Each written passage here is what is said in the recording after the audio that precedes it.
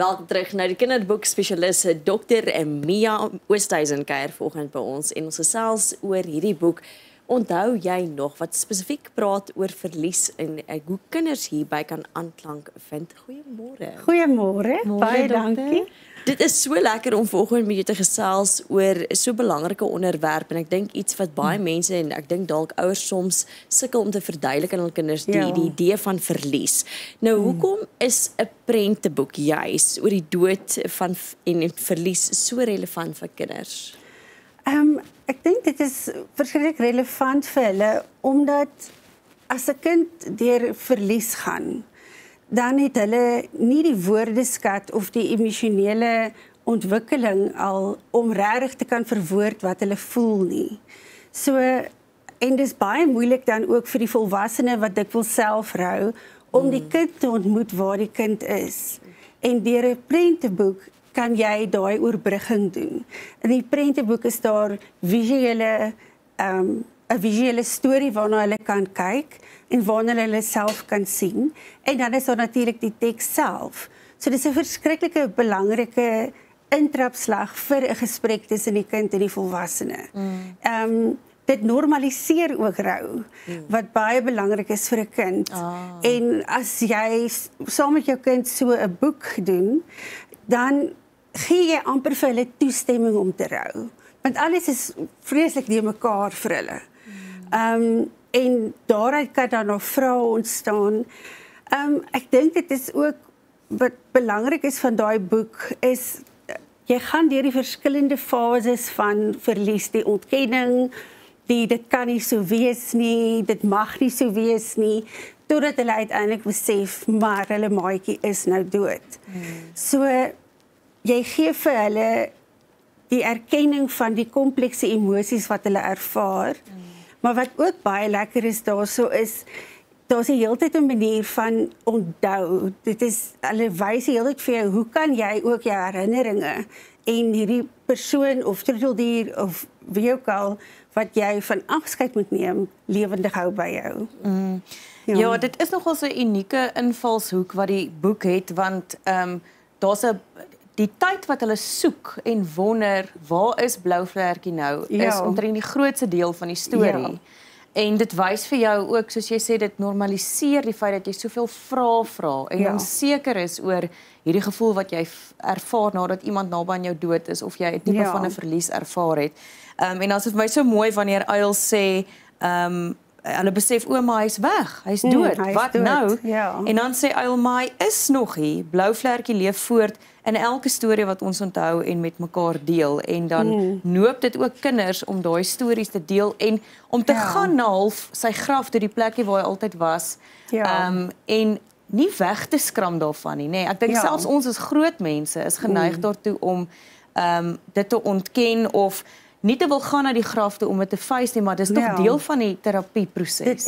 Dit is absoluut.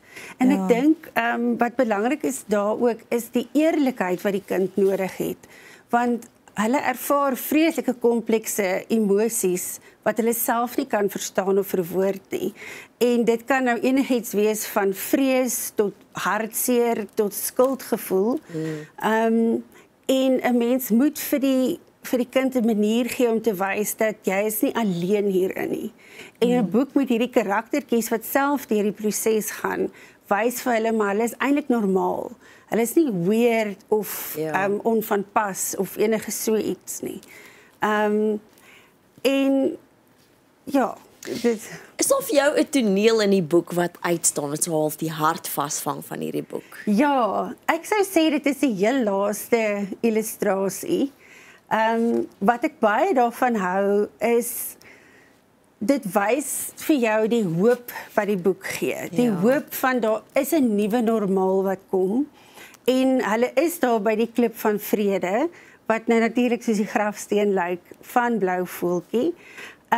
Maar daar sit hulle en hulle lag saam met mekaar en hulle speel en in die skaduwees, hoewel Blouvlertjie nie langs hulle sit nie, is sy skaduwee daar. Ek sien dit nou eers. Dit is so mooi. Sy skaduwee daar. So jy kan altyd jou herinneringe en die mooi wat jy onthou, kan jy by jou hou. En dan is daai persoon of troeteldier nooit regtig weg nie. En dit is nogal ook belangrik in hierdie boek, want kinders van verskillende ouderdomme ervaar die dood verskillend. So as jy byvoorbeeld 'n kind van omtrent 3 het, is die dood eintlik maar net 'n woord. Daar's geen betekenis daaraan gekoppel nie. Hierso van so 4 af, is die dood iets wat hulle kan begin verstaan, maar dit is nog vir hulle iets omkeerbaar. En dis baie keer as hulle in daai groef val, dan kry hulle die skuldgevoel en sê, wel, as ek X nie gedoen het nie, dan sou Y dalk nie gebeur het nie.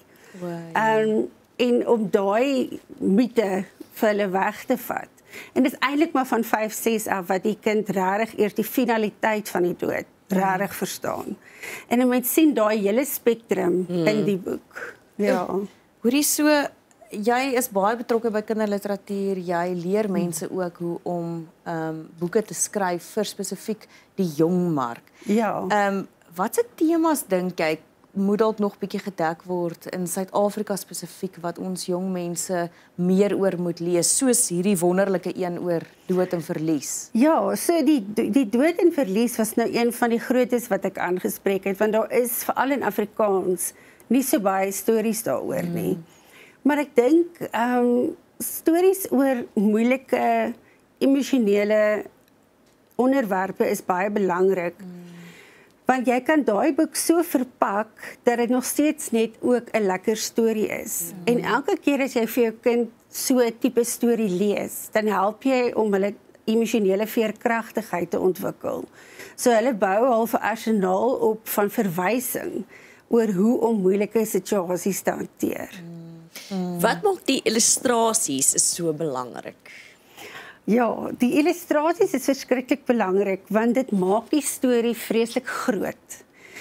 'n Mens het beperkte woorde in 'n prenteboek, en met daardie woorde is amper nooit heeltemal voldoende nie. So nou kry jy jou visuele storie, en vir die kind vir wie die woorde dalk nou nie so baie beteken nie, kan hulle in die karaktertjies sien hoe hulle lyk en sê, maar ek voel soos daai karakter lyk.